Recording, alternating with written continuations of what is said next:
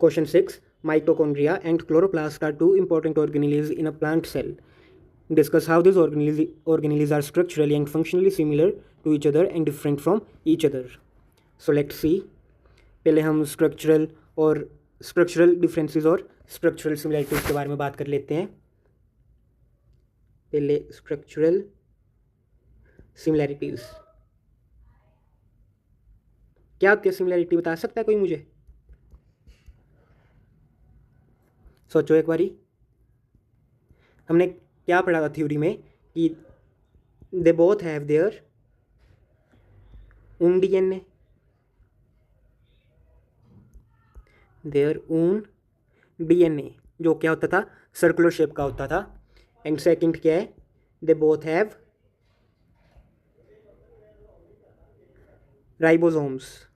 इन दोनों के अंदर अपने खुद के राइबोसोम्स भी होते हैं. और क्या structural similarity? They both have to membranes. दे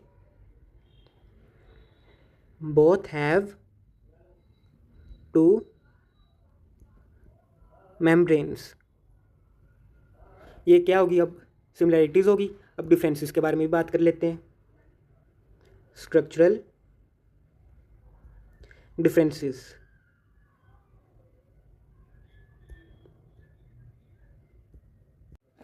पहला डिफरेंस क्या है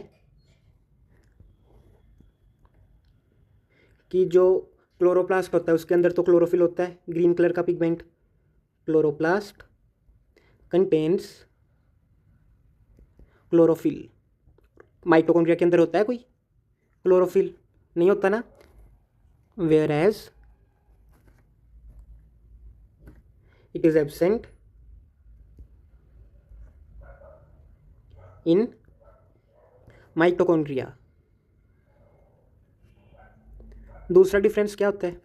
जो क्लोरोप्लास्ट के अंदर का जो भी फ्लूइड है उसको हम क्या कहते हैं? क्या कहते हैं? Stroma. The inner fluid of chloroplast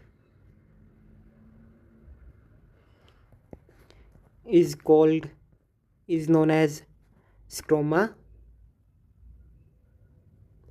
whereas it is known as mitochondria के हम क्या कहते हैं? इनर फ्लूइड को मैट्रिक्स. Matrix in mitochondria. ये क्या होगी? Structural similarities. अब क्वेश्चन में पर फंक्शनल सिमिलैरिटीज और फंक्शनल डिफरेंसेस के बारे में भी बात करने को कहा गया है. तो अब फंक्शनल सिमिलैरिटीज और डिफरेंसेस के बारे में भी बात कर लेते हैं. पहले फंक्शनल सिमिलैरिटीज.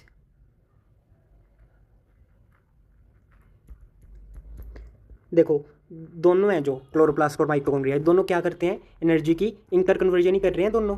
जैसे जो क्लोरोप्लास्ट के अंदर क्या हो रहा है कि ये लाइट एनर्जी को यूज़ करके केमिकल एनर्जी में कन्वर्ट करते हैं और वही केमिकल एनर्जी फूड के अंदर स्टोर हो जाती है. और जो माइटोकॉन्ड्रिया है ये क्या कर रहा है? जो केमिकल एनर्जी फूड के अंदर प्रेजेंट है उसको एटीपी के अंदर कन्वर्ट कर रहा है. मतलब दोनों एनर्जी को कन्वर्ट कर रहे हैं from one form to another. तो पहले तो ये सिमिलैरिटी होगी कि both convert energy from one form to another. दूसरी फंक्शनल सिमिलैरिटी क्या है? देखो, दोनों के पास क्या है? अपना खुद का डीएनए है. और क्योंकि इनके पास अपना खुद का डीएनए है तो ये क्या अपने कुछ काम अपने ये खुद भी कर सकते हैं. दोनों कर सकते हैं अपने कुछ काम. तो दूसरा पॉइंट क्या हो गया कि both can regulate some of their activities. क्यों? रीजन क्या है? Because they both have their own DNA. Because both have their own DNA. तो इसी रीज़न के कारण इनको सेमी ऑटोनोमस ऑर्गेनेल्स भी कहा जाता है. मतलब कुछ काम तो अपने खुद कर लेते हैं लेकिन सारे काम अपने खुद नहीं कर पाते दोनों ऑर्गेनीलीज जो हैं, कुछ काम ये अपने खुद कर पाते हैं, तो नाम क्या रख दिया इनका, सेमी ऑटोनोमस ऑर्गेनीलीज। अब ये तो हमने फंक्शनल सिमिलैरिटीज देख ली। Now let's see functional differences.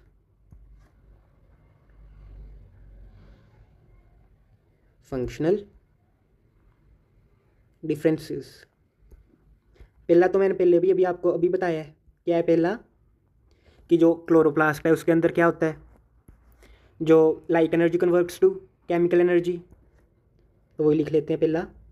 First क्या है, in chloroplast light energy converts to chemical energy, whereas in mitochondria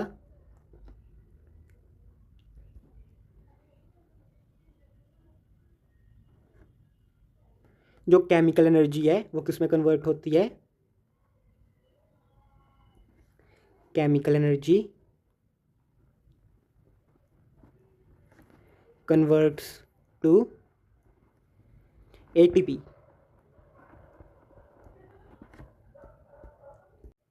और दूसरा क्या है, कि जो क्लोरोप्लास्ट है उसके अंदर कौन सी प्रोसेस होती है, photosynthesis, whereas in mitochondria respiration takes place. In chloroplast photosynthesis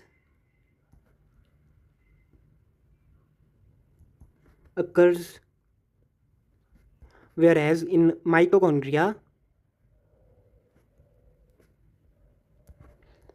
मैं शॉर्ट फॉर्म लिख देता हूँ, इन माइटोकॉन्ड्रिया रेस्पिरेशन, सॉरी मैं ऊपर लिख देता हूँ, यहाँ पे स्पेस नहीं है, mitochondria respiration occurs. Thank you.